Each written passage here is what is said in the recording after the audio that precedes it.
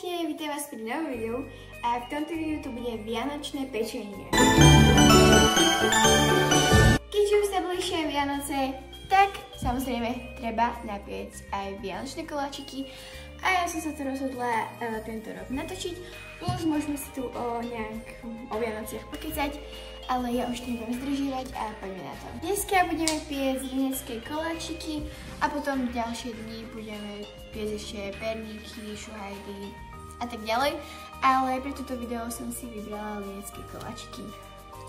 Budeme potrebovať ako napríklad takúto dosku, toto je konkrétne z IKEA, aby ste mali na čo veľké cesto, potom nejakú hociakú misku proste, ktorý budeme dávať cesto.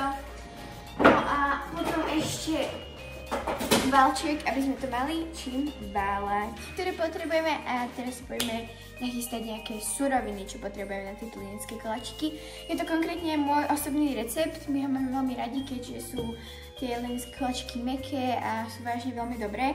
Samozrejme celý čas budete mať túto ten recept, aby ste si mohli screenshotnúť a skúsiť napiesť, keďže podľa mňa ten recept je fakt úžasný a určite ho skúste. A ak ste ho skúsili, tak mi to určite nezabudnite napísať.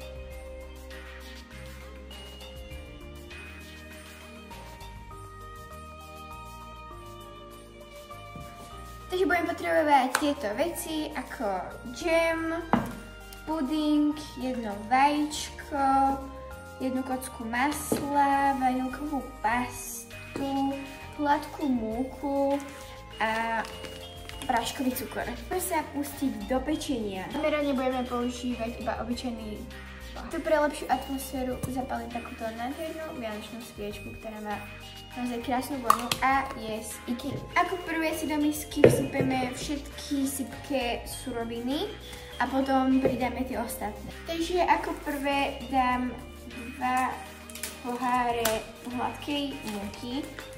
Ako som už povedala, tu máte stále ten recept, ja vám to tam nechám. A to vsypem. Napíšte mi dole do komentára, či máte radi pečenie vianočných koláčikov. Pretože ja tak akože celkom, ale radšej ich akože jem iba, ale aj piecť ich nie je zlé. Ale ja naozaj nemám vianočné koláčiky. Vinecké sú také, že ich mám strašne rada, ale nie sú moje obľúbené, proste perníky sú the best. Potom sú to asi šuhajdy, pretože to je strašne dobré a má to pre mňa takú nostalgiu. A potom mám ešte rada, ako sa poviem, také iné linecké, sú makové a sú strašne dobré, fakt ako sú strašne dobré oproti týmto klasickým lineckým, sú podľa mňa aj trochu lepšie, lebo sú zaujímavejšie. Teraz tam pridám asi toľkoto práškového cukru a jeden celý tento vanilkový puding. Teraz to všetko premiešam s touto vareškou. Tam pridám ostatné ingrediencie a mám pre vás taký hack, že tuto, ja mám konkrétne toto rajo maslo a toto maslo má takéto mierky a má tam iba 200 gramov, takže v podstate tuto ho odrežete a potom ho dáte a takto 50 gramov vám zostane. Takže ak nemáte váhu, tak je to super tip. Takto si nakrájate na drobno maslo a pridám tam vajíčko a ostatné ingrediencie. Dám trošku tohto vanilkovej pasty, asi tak približne 1 čajová lyžička.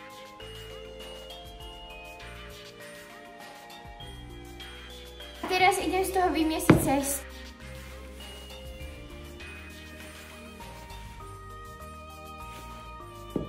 To už v takomto stave, už umiesené a spravené do takéhoto tvaru, tak ho dajte do takéhoto sáčika a počkajte 2 hodiny, kým bude v chladničke takto v sáčiku oddychovať a dajte ho tam na 2 hodiny do chladničky. Čiže už prešla asi tak 1,5 hodinky, to cesto to nemusí byť presne 2 hodiny, ale bolo by dobré, keby tak bolo okolo 2 hodín. No a prichystáte si nejaký takýto plech a dáte si tam pečiaci papier a nastavíte si núru na 180 stupňov. Vyzerá nejaké cesto po návšteve chladničky. To stačí vybrať a rozvaľkať. Rozvaľkávam na takéto doske a je dobré si tam predtým nasypať množstvo múky. Zoberiete si to cesto a rozdielte si ho na dve časti. Pretože ako keby vlastne budeme robiť dve várky tých limeckých koláčikov. Samozrejme je dobré, ak je pri vás niekto dospelý a pomáha vám s týmto pečením a naozaj to nerobte radšej sami. A mňa sa občas príde skontrolovať mamina. No a zoberiete si takýto kúsok, dáte trošku múky aj na vrch, ale vážne iba tak trošičku. Takto. A začnete to várkať takýmto valčekom. Naozaj ono hneď, ak je to po tej chladničke, tak je to dosť tuhé to cesto, takže sa to bude horšie vaľkať. Ale určite to nejak rozvaľkáte.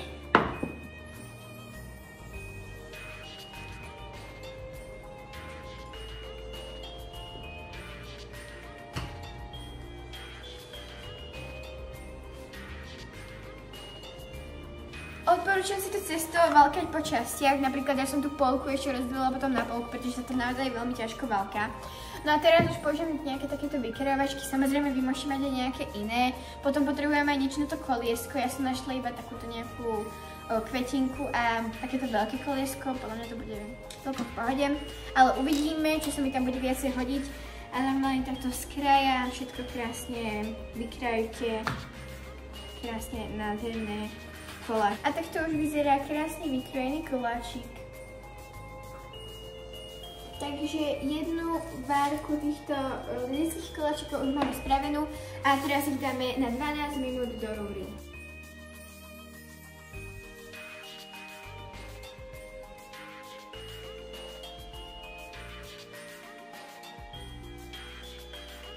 No a teraz idem spraviť druhú várku, ktoré tie koláčiky už budú mať ten krúžok uprostred, ten otvor.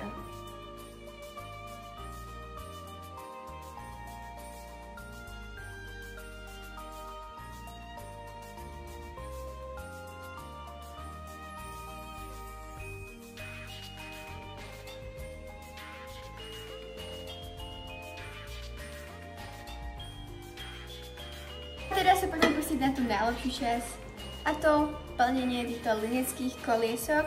Tak to tu nejak vyzerá, mám tu tieto dve časti. No a ja ich osobne budem plniť jahodovým džemom, samozrejme môžete ho plniť akýmkoľvek džemom, ktorý máte radi. Ja mám konkrétne tento jahodový, ja ho milujem, aj super. Takže takto nejak to vyzerá. A taký hack, alebo ako sa to má robiť, je to, že takto máte normálne ten spodajšok.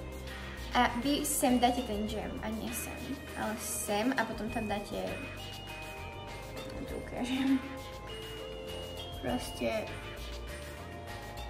sem dáte džem na tú plochú stranu a potom tam pridáte tú druhú časť.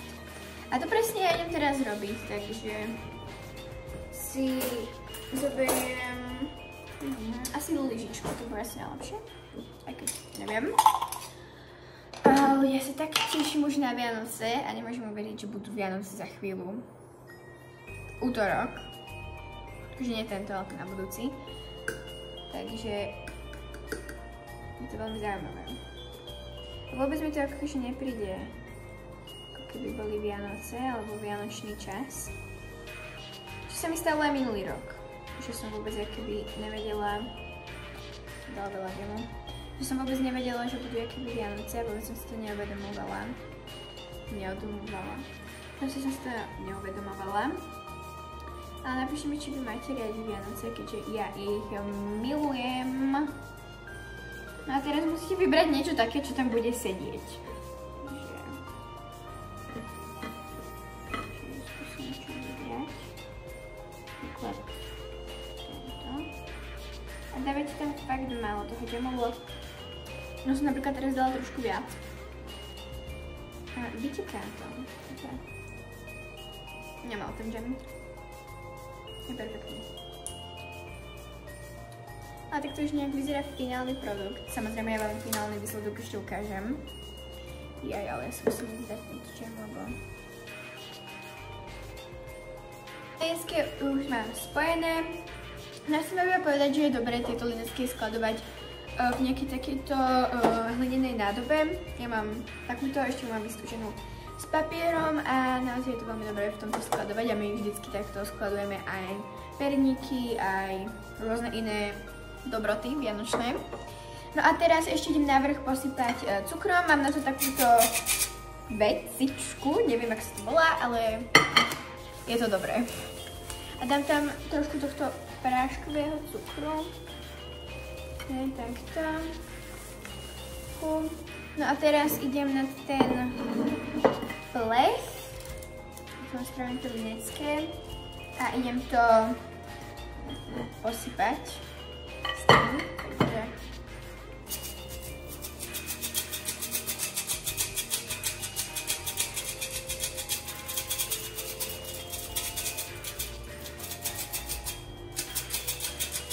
teraz už máme finálne spravené tieto linecké koláčiky.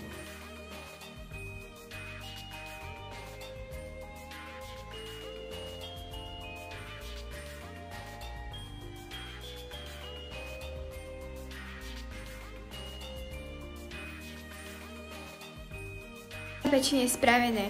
Dúfam, že sa vám toto pečenie páčilo. Ak áno, hoď like, určite mi dole do komentára napíšte, či máte radi linecké kolieska. No a určite nezabudnite na odber pre viac takýchto videí a snažím sa dosiahnuť 10 000 odberateľov a ja verím, že to spolu nejak zvládneme. A ako taký malý darček pre mňa vianočný. Môžeš hodiť odber. No a vidíme sa pri nejakom ďalšom videu. A šťastné a veselé Vianoce. Bye!